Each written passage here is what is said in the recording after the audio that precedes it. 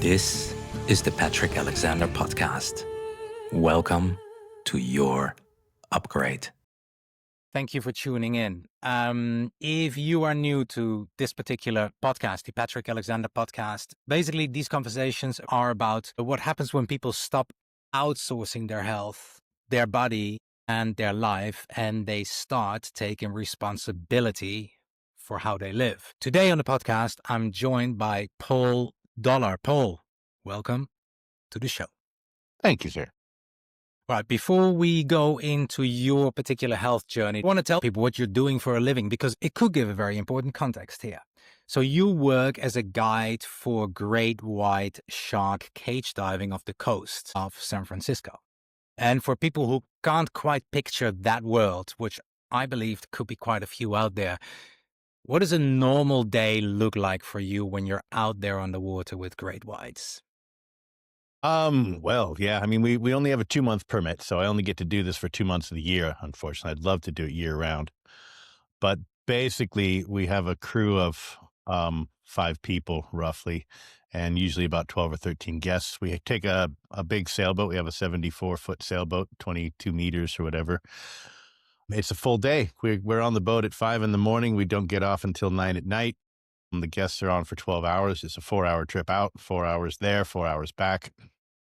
And yeah, cold water can be quite strong conditions, but the rewards are well worth it.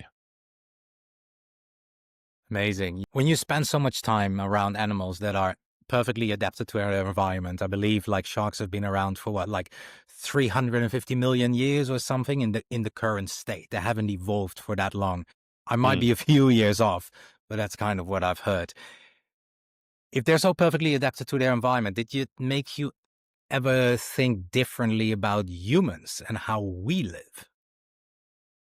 Absolutely. I think they're so finely tuned to their environment and also their diet. That's something I guess probably fits well here, is that they really know what they're looking for. They have 7 senses. They're all highly tuned to looking for a specific food type. And when they find that food type, they don't hesitate. They get it. They eat it and they enjoy it and they thrive. And it's amazing. We actually, this last year, we ended up watching a predation. So we had a great white on the surface chewing on a sea lion, and it was pretty spectacular to watch that. Anyway, yeah. Is that not something that happens very often? That you It's see rare that? to see. To see it, Yeah. It's so rare. I've never seen it before. I only know a select handful of people who have. And most of those are National Geographic photographers who sit on a boat and wait for weeks sometimes. Wow. Lucky you. Yeah. Yeah, it was pretty awesome. Wow. I can imagine. So you sent me a short overview of your journey, your Mm. health journey. And what stood out immediately was how calmly you described what some would probably call some pretty intense health issues. So before we go anywhere else, where were you actually in your life when all of this was happening? Well, it's just as far as health is concerned, I was obviously over the age of 50. Now I'm 50, turning 55 this year. I was slowly gaining weight ever since my mid 40s. I think I was just incrementally going up a kilo every few months, and just like, wondering where is this coming from? I started getting a lot of arthritic pain in my joints. My knees were really bad. I was getting to the point where deep knee bends were really difficult to do. If not, they were definitely painful. And, doing 5 or 6 of them was a chore. And I didn't want to because I felt like I was damaging my knees even further. Yeah, I was getting arthritis in my hands. My shoulder had problems with that. Going to see the osteopath on a regular basis to get my back sorted out. I was throwing out my back on a regular basis. So those are just, physical things. And then, of course, my gut health was really off. I was just having heartburn, acid reflux. It was just debilitating at times. I was unable to get rid of it. It would just last for hours. I'd have to treat it with whatever, Xanax, or I was basically eating spoonfuls of sodium bicarbonate just to kill the acid, to sort of balance everything so I could actually function. So it was, that was pretty bad. And I really didn't have any end inside. I ended up having polyps and stuff all the way down in my esophagus. I had a scope check out, and they were checking for cancer and such because it was just so heavily scarred up.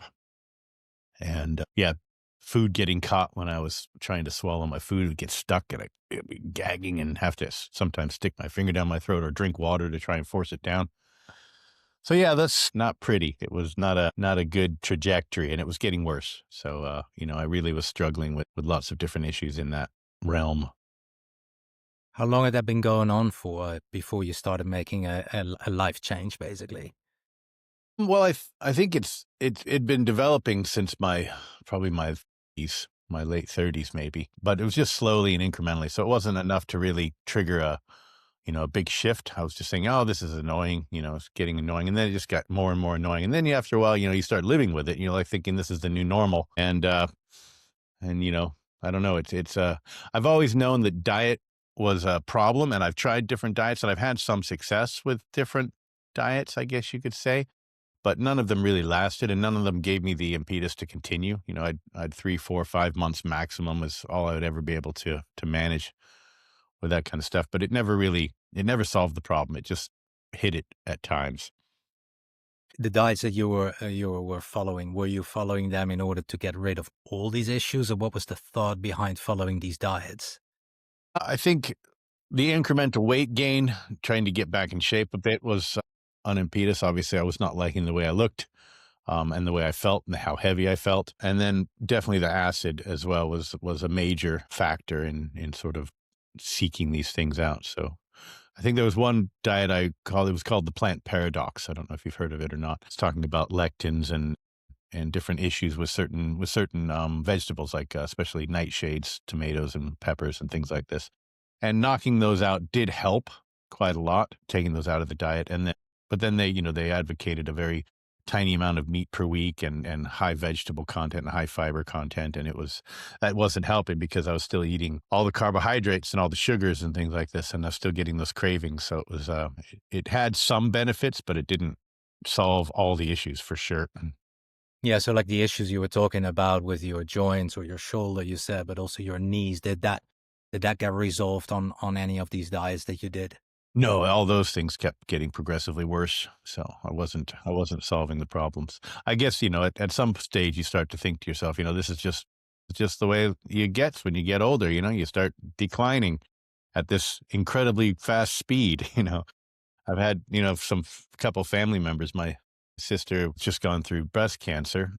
She's going through it. Well, that's a continuous thing. I think my brother has been diagnosed with Parkinson's now. So he's developing into that. So there's some real health concerns. Most of my family's pretty healthy. My aunt just passed away at 96. My uncle's 95. My mother's 88, and all of her siblings they all lived into their 90s, and she's got, 3 more in their 80s, and they're all still kicking, doing very, very well.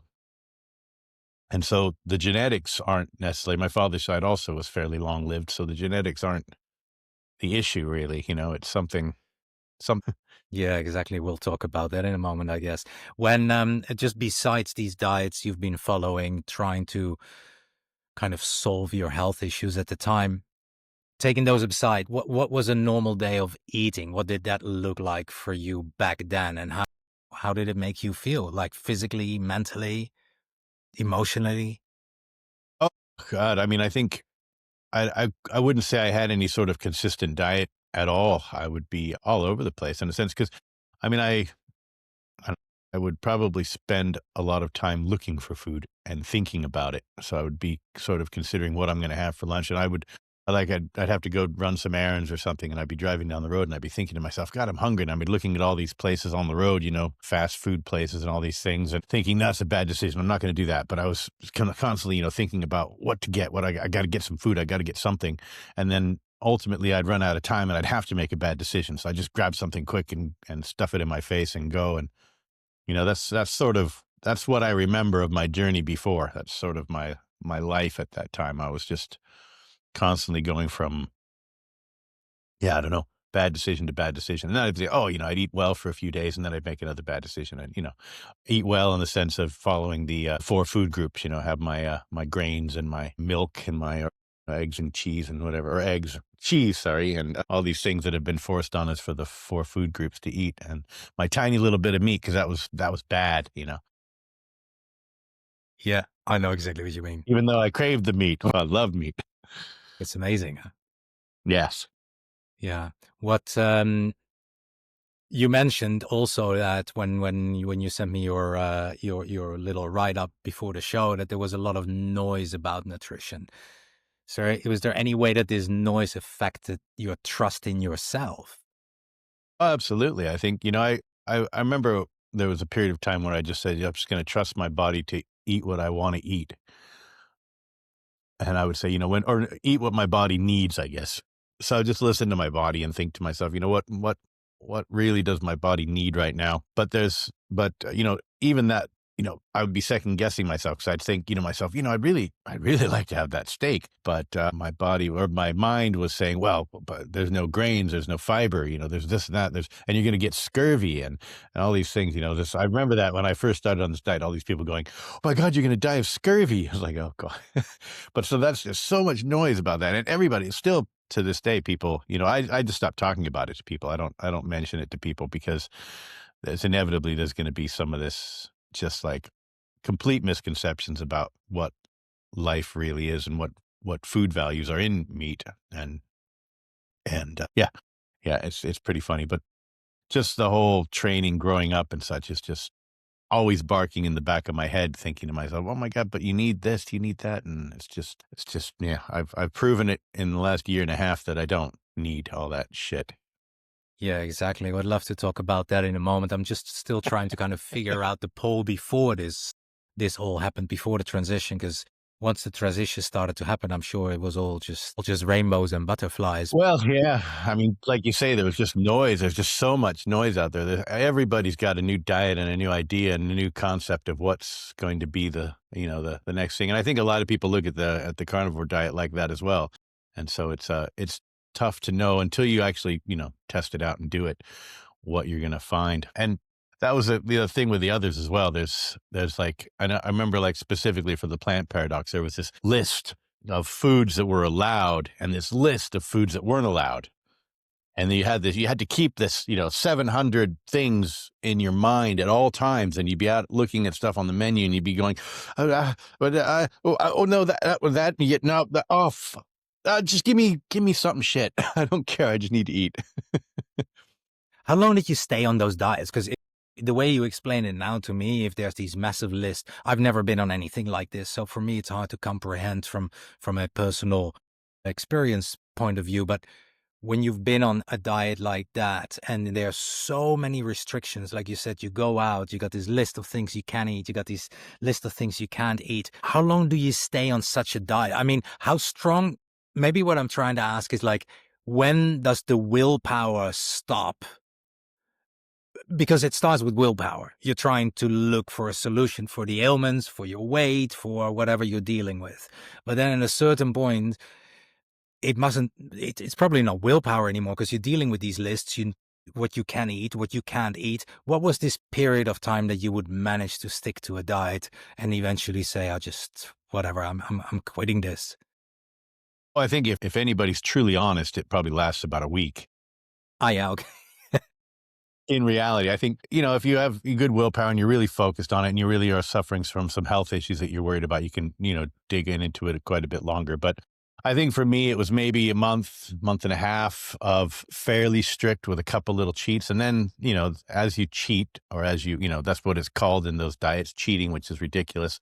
You go, oh, I cheated and I didn't die. I can cheat again a little bit. And then, the cheating becomes over time more than the sticking, so and then you just give up and pass off to something else, so I think it's a funny mindset in the dietary. I see my, friends and family members going through this stuff where they come out with this new diet. I'm going to do this and this and this, and I'm going to do that and that. And then they, a month later, you ask them about it. They just,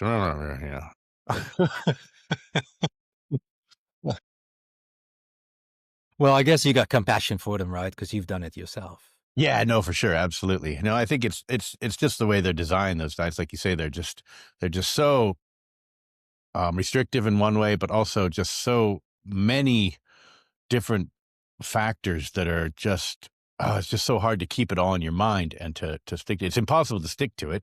And then there's so much negative, feeling around breaking it. So if you break it, there's, oh, you broke it, but get back on track. You need to, you need to do this and this and this. And yeah, it's just, I think, shames people into never going back to it. So the acid, I just want to have a little chat about this acid reflux. The bane of my existence. Yeah, exactly. Well, because it sounded like extreme debilitating. How did it shape your day-to-day life when you were suffering from this? Well, first of all, I had to make sure I had something to treat it with me at all times. I needed to have it. And I never knew what it was going to be that was going to trigger it. It's pretty, towards whatever, a year and a half ago, it was pretty much anything that I ate or drank would cause a problem. So it was, I really didn't know. And I was, I didn't have any way of, I don't know. I was thinking to myself that that's just life. But yeah, like basically I would always have a little container of sodium bicarbonate with me, or I'd have Tums or something, or Xanax or whatever. I actually tried, I went to the hospital, the Western Hospital down here, and asked them, what to do. They did this scope, and they said, basically, there's this pill that you can take every day for the rest of your life, and that's the only solution we have. And I said, okay. So I tried it for a little while, and the problem was with that little pill is it basically stopped the acid production in my stomach. So it completely threw off the rest of my digestive system. And then at that stage, I could eat anything without having acid. So it just basically covered up the symptoms. So whatever problem I was having, it just hid it from me. So I wouldn't have to think about it on a regular basis, which just made no sense to me at all. I've always been that way. I never take painkillers. I don't do anything. I know that if I have pain about something, there's a problem there. I need to sort it out. I need to figure out something else. Covering up the symptoms is just the most ridiculous thing I've ever heard of in my life.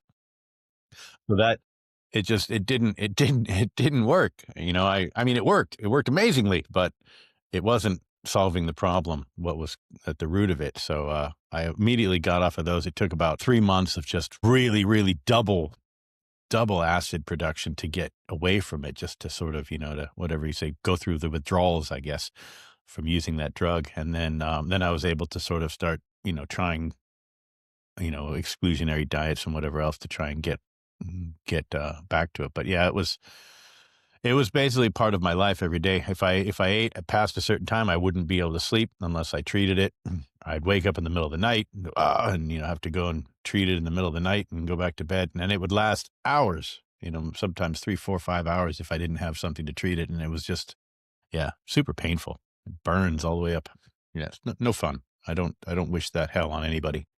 No, I can imagine. But you also, apart from your acid reflux, you also live with joint pain, bloating, cravings. You wrote to me. Bloating.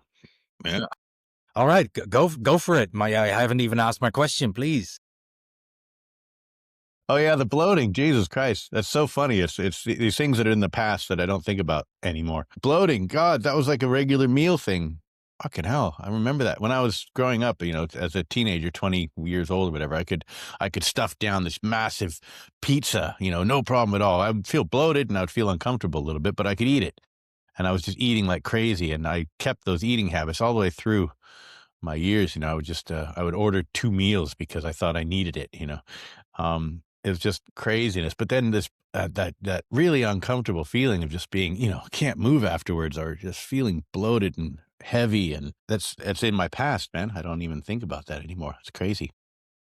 Yeah, I can imagine. But you were dealing with bloating, you were dealing with joint pain. You spoke about your knees and your shoulders as well. You were dealing with cravings, as you said, driving along the road and just basically always looking for a food place. So you could basically, I assume, deal with your cravings, because that's what it is. If we're properly nourished, as you will be able to tell us in a moment, then you don't deal with this continuous feeling. And I know this from my experience of always thinking about the next meal, because in the end it was a craving, because your blood sugar levels were all over the place.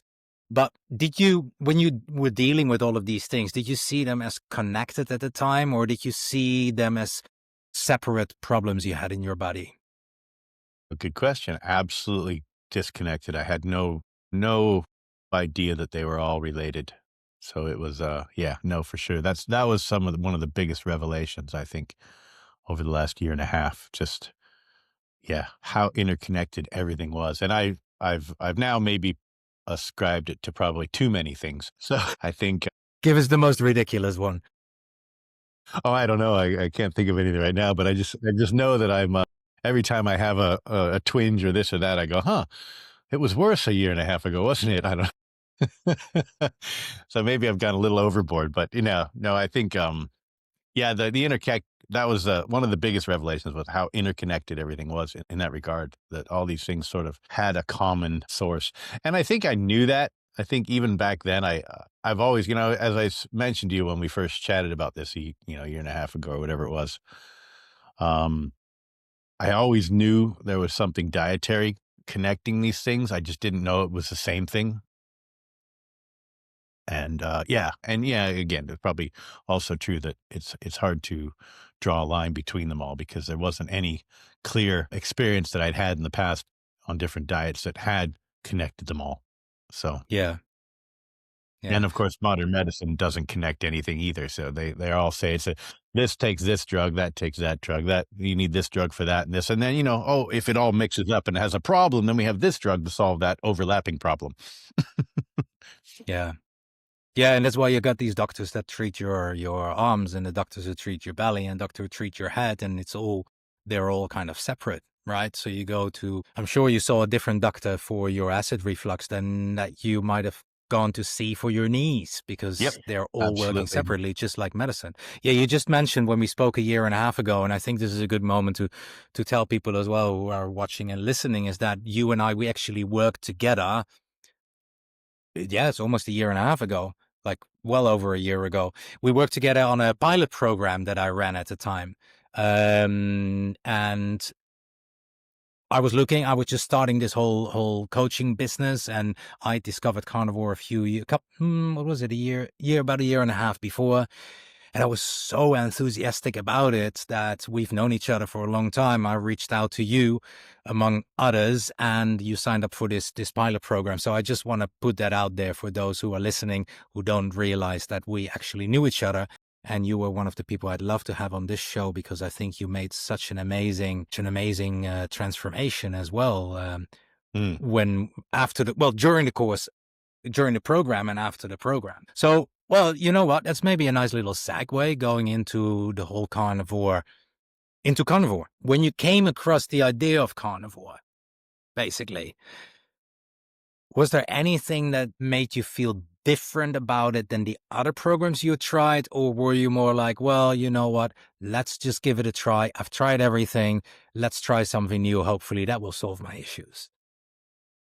I don't know if anything necessarily jumped out like that. I mean, I think because I basically saw a post you had made about it, and I can't remember exactly what clicked. I mean, I know you, I trust you. I've seen your journey over the years, and we've known each other for, I guess, 25 years, something like that. And so I think whatever it was made sense, and I had no qualms. As soon as I saw it, I finished reading the post, I contacted you and said, let's do this. I'm in, hook me up. So it was just whatever it was, that I can't remember exactly the details of it, but yeah, whatever it was just clicked right away, and I needed to be a part of it.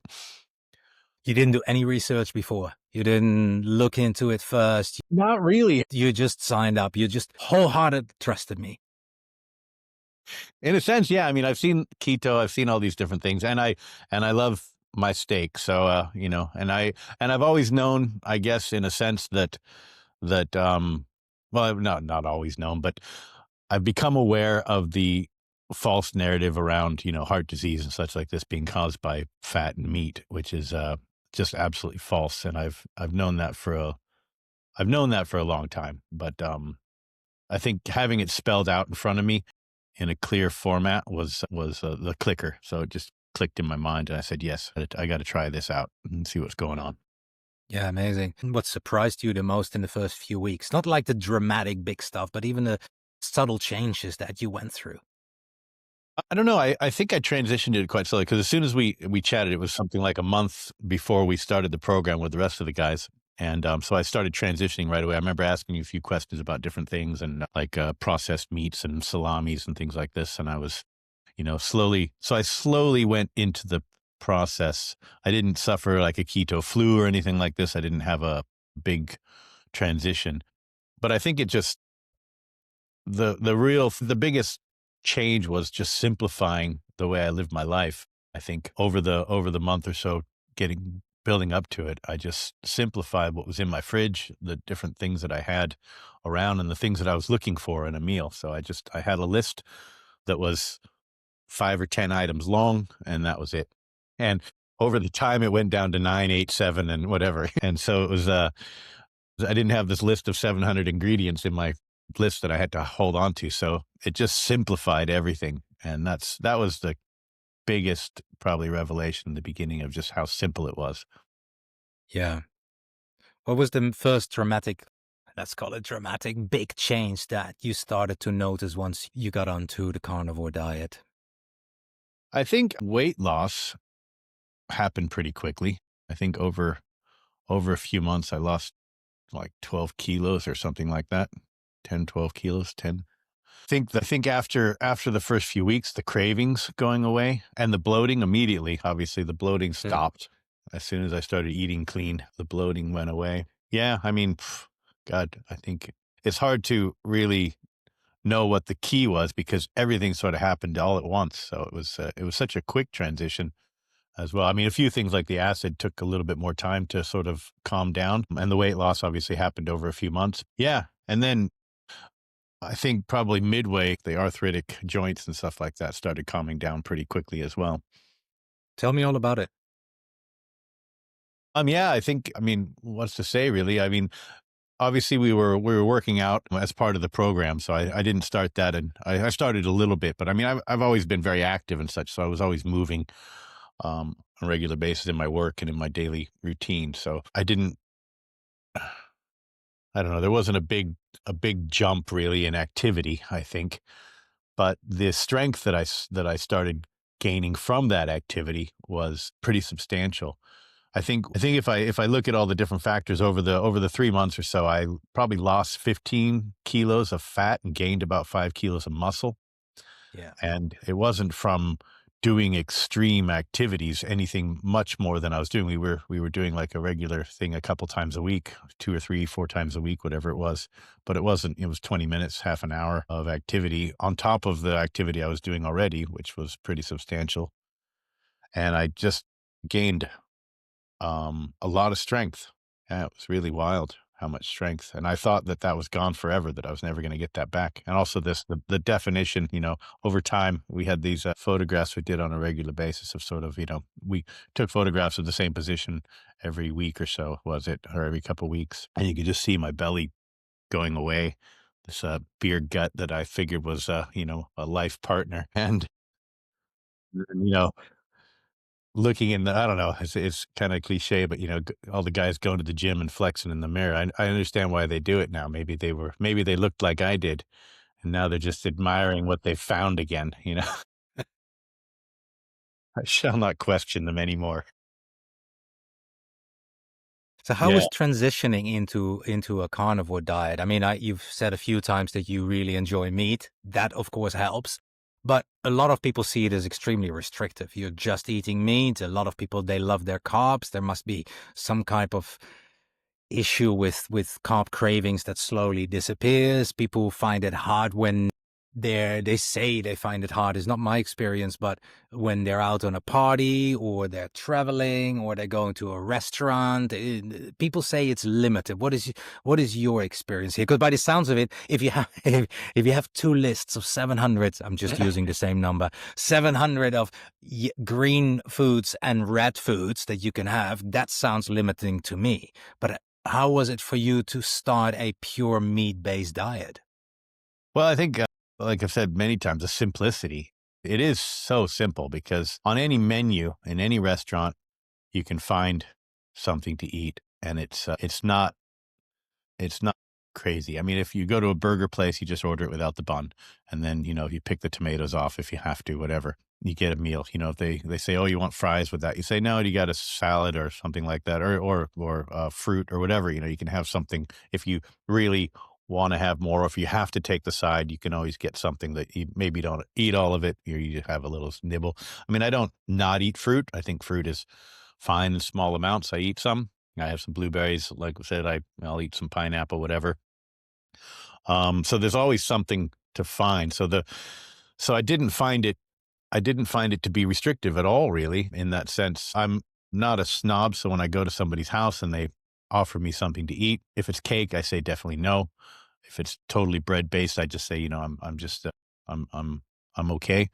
But if it's got any kind of protein in it, I'll take it and I'll, eat the bits that I want. If there's some veggies, I'll eat that too because I'm a nice guest. And I don't have any negative effects from that at all. It's just the breads and things. And, I think once every couple months, I'll have maybe a croissant or something like that. But otherwise, I don't have any cravings for it anymore. I remember I have this conversation with a lot of people when we go out like for breakfast or something and they say, "Oh, I got to have my pancakes. I love my pancakes," or, whatever it is they have, or their bread and stuff like this. I'm like, I look at it, first of all, I go, well, there's a craving incarnate, this guys, and they've got this need that's driving their food choices.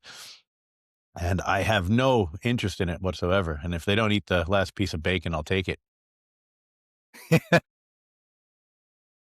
When you started Carnivore, you were dealing with all these health issues. You were dealing with your joints. I remember you saying that in the beginning of the program that you got these crackly knees.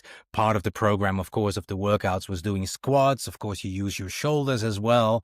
Then food-wise, you were dealing with acid reflux.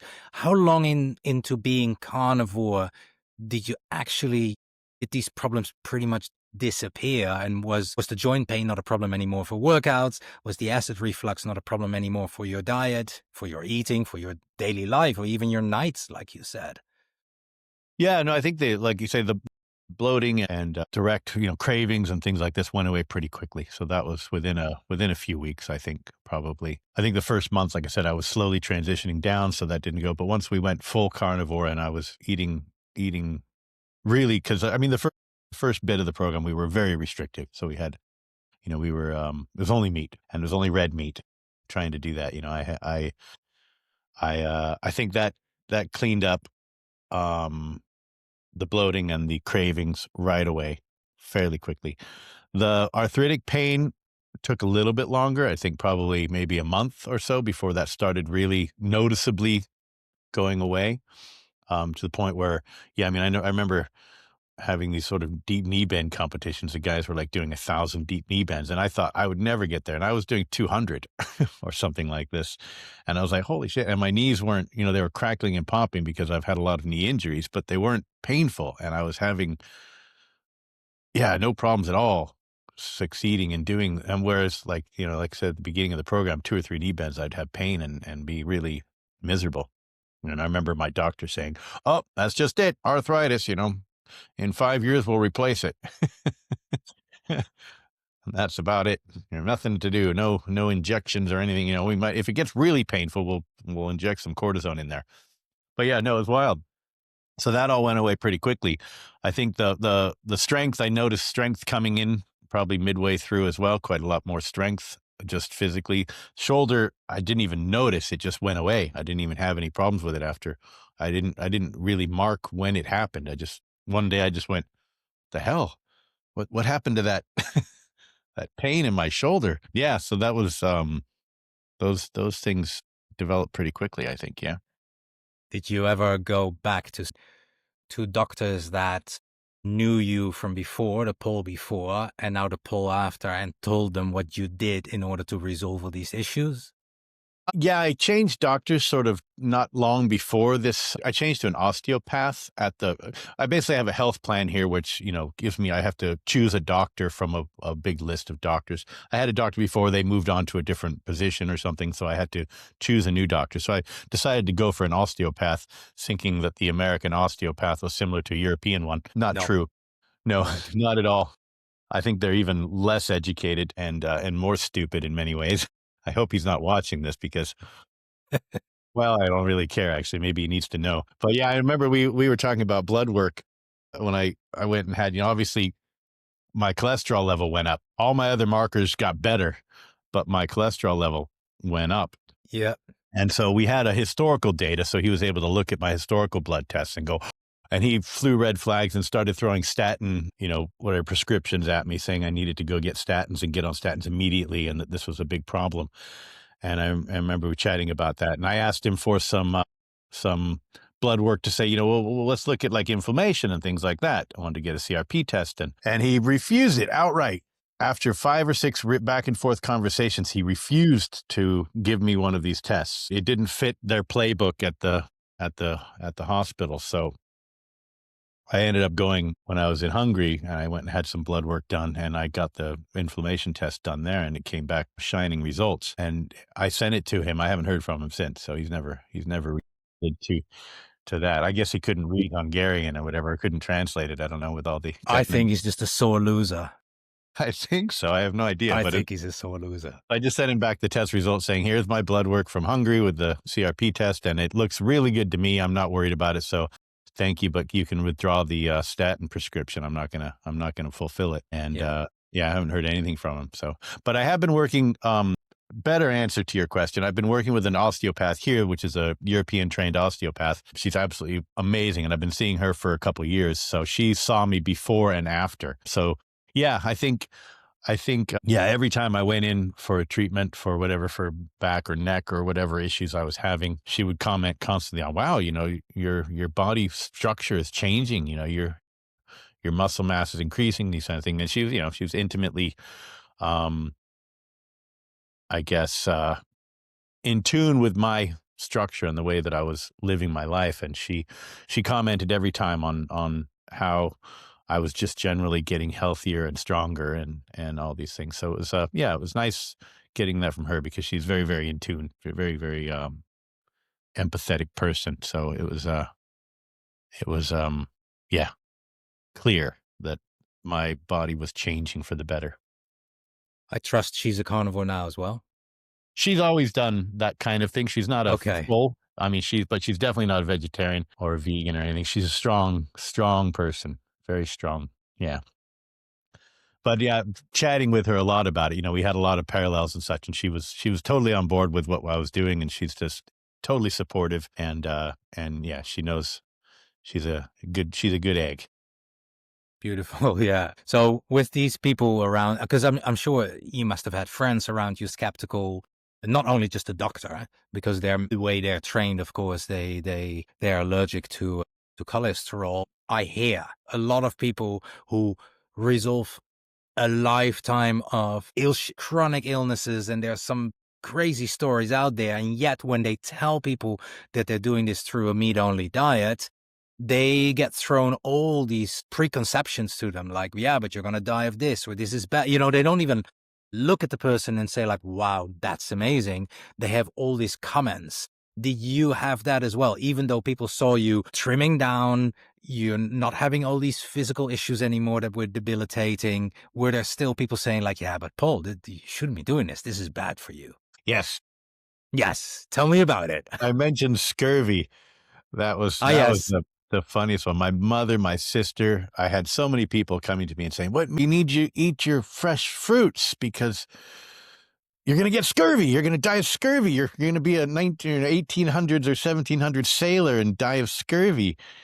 And so, yeah, I remember going through with my sister, especially. She was, freaking out about this. And so we started doing some research into meat and the vitamin contents in meat. And there's so much vitamin C in meat that there's absolutely no way you could get scurvy. So we were looking at, well, why did all these sailors suffer from scurvy back in the day? It's because the lower sailors were given hard biscuits to eat. They weren't given fresh meat. They didn't have fresh meat on the boats.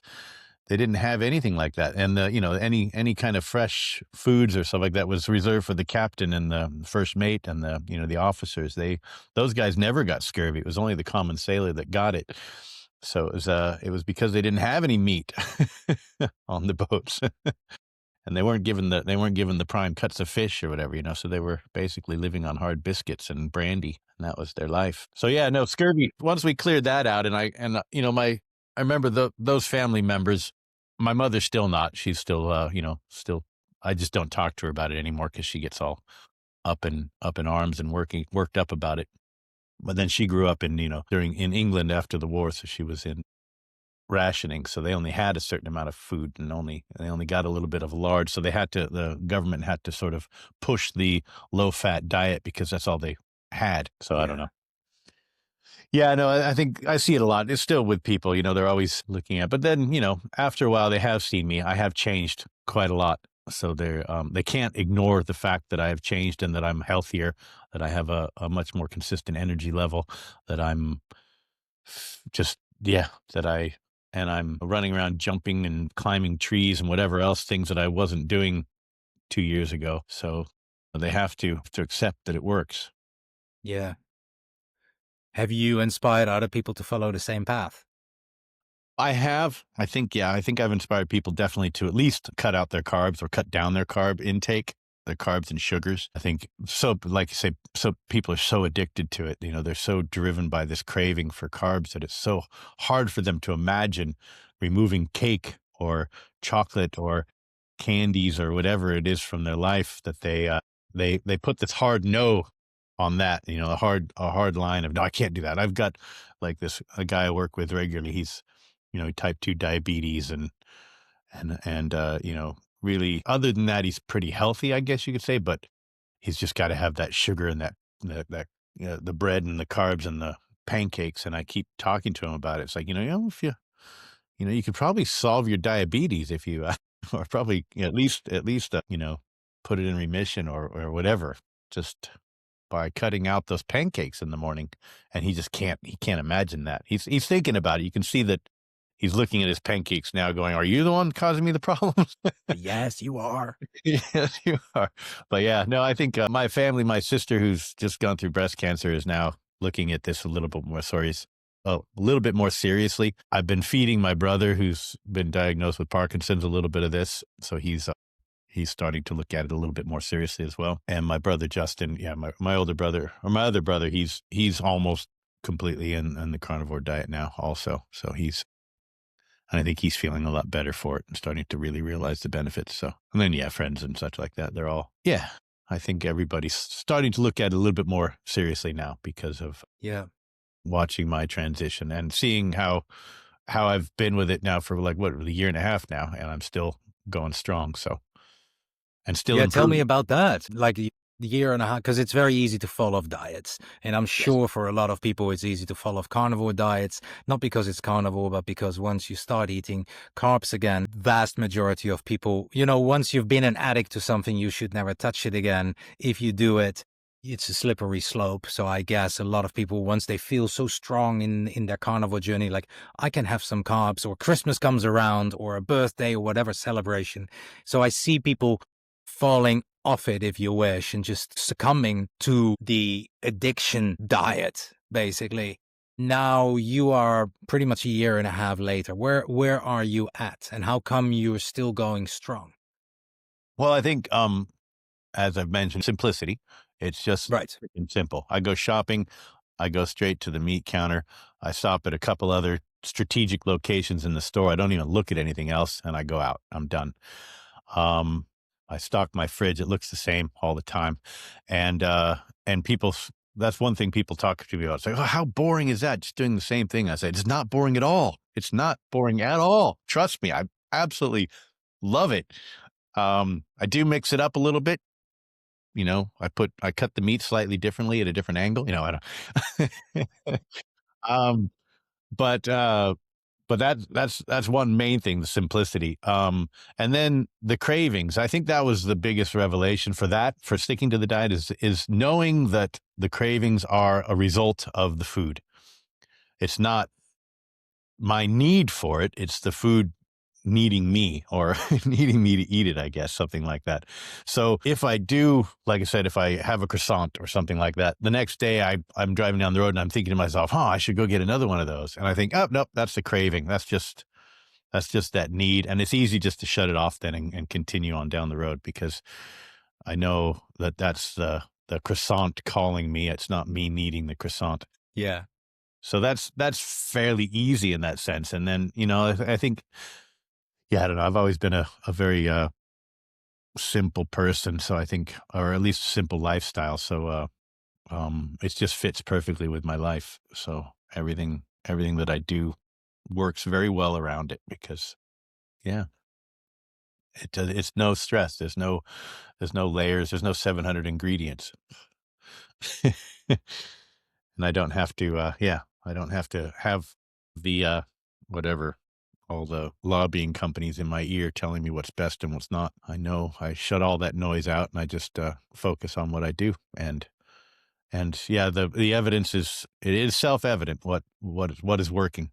So I have no intention of going anywhere else. Beautiful. Are you still working out? Yeah, absolutely. Yeah, I do regular basis. I do every night before I go to bed. I do stomach and core exercises. Whenever I remember, I do. I think I'm up at 50 push-ups or something like that in a sitting now. So I just do 50 push-ups and then I do 50 knees or deep knee bends and then jump in the shower and then of course my lifestyle is very active anyway. I guess everybody measures it by steps nowadays. So I'm probably 10,000 steps on average every day. So I'm always very, very physical. I spent the weekend removing and replacing a transmission in my truck. So that was very, very physical. Did you record it as a workout on your watch? Oh man, just listen. No, I play guitar, so I put my watch on my right arm. So Right. when I'm playing, I get credit for steps, which is quite good.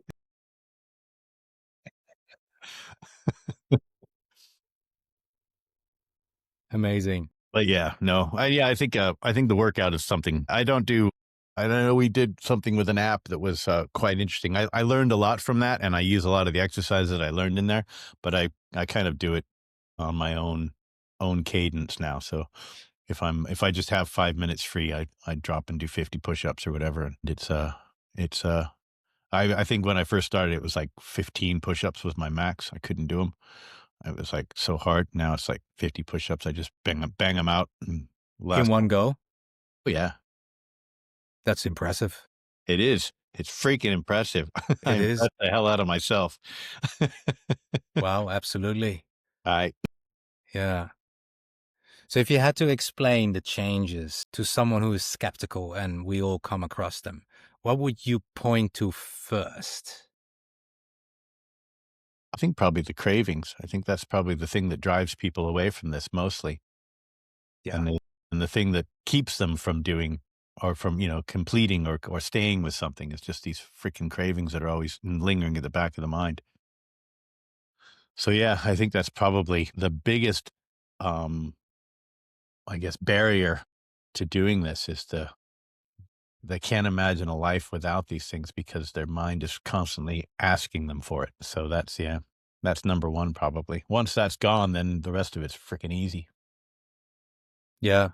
It's the addiction part, isn't it? I mean, any addict, you ask them to, like, are you addicted to whatever it is, your cigarettes or your alcohol? And nobody is ever addicted. Nobody says, yes, I'm addicted. Everybody says, I can stop whenever I want. I just don't want to. Yeah. And it's Yeah. the same with carbs. It's like, and then on top of that, we're being told that carbs are healthy. So why would I stop eating what is actually healthy for me? Which I I need that totally understand. fiber. God damn it. I need that Yeah, fiber and the I need that sugars and fiber. everything Yeah, that go with it. yeah, yeah, exactly. The package Yeah. deal. So Yeah. oh, that's a nice one as well, then, Paul. How are you doing? How are you pooing without fiber? Oh my God. I know. It's crazy, isn't it? Yeah, It's, I knew it was going to come to this. I knew it was going to end up being bathroom yeah. conversation. It's always an uncomfortable topic. Um, But it's what but people ask as well, right? When yeah, they yeah, hear yeah. you're doing this diet, they say like, yeah, but you need fiber to poo. Well, how do you react to them? I say, I just don't poo. Okay. Well, like, I think that was something that was very interesting because, yeah, I think the daily bowel movement stopped in that same fashion that it was beforehand. So everything changed as far as that concerned. First of all, I didn't need to go poo every day. I didn't have to. And Yeah, I would feel like I was maybe constipated or something, but I wasn't. I just didn't have anything to evacuate, I guess you could say, yeah, because when I started eating the food that I needed, I didn't have the waste products that were in there. So my body would use what I was eating and then not need to get rid of anything. I think I went through stages of it being, different, whatever consistency, I guess, greasiness and whatever else. And I think if I have, because for the first time, I was enjoying this so much, and I'd cook a burger and I would drink the fat in the pan. And I was eating your body will give you feedback there, won't it? Yeah, I was just eating so much fat, and I was loving it. I mean, I really love the fat. Just a big spoonful of bacon fat to cook things up in, and whatever, and then soak it all up and eat it. And so I started getting very, very greasy. I guess everything was very sticky and kind of greasy and such. So I found that I can really adjust the greasiness of the stool just based on my fat intake. So if I really go a lot of fat, then I get very greasy, sticky. If I cut down the fat, then everything, comes out normally. But it's, once every 2 days, maybe something like that, depending. So if someone is listening now to this conversation we're having and they're dealing with similar issues that you were dealing with and they feel overwhelmed, is there anything you would like them to hear? Yeah, I think it's only a couple weeks to get rid of the cravings. So if you can stick with it for that long, and then the journey becomes so much easier. Yeah. Paul, I want to thank you for sharing your story with us today. I really, really appreciated it. Yeah, it's been a pleasure. Absolutely. So for everyone who has been listening, if anything in this conversation with Paul resonated with you, I invite you to sit with it, because oftentimes change simply starts by recognizing something within yourself. And when you hear someone else's story, it gets ignited.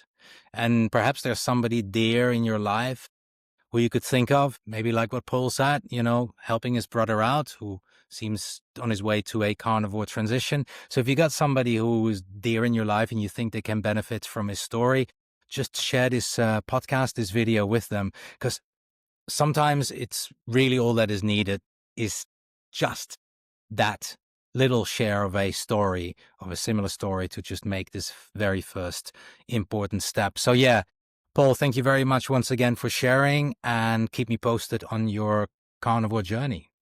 Will do. Thank you very much. Thank you everybody for watching, and until next time. Thank you for watching the Patrick Alexander podcast.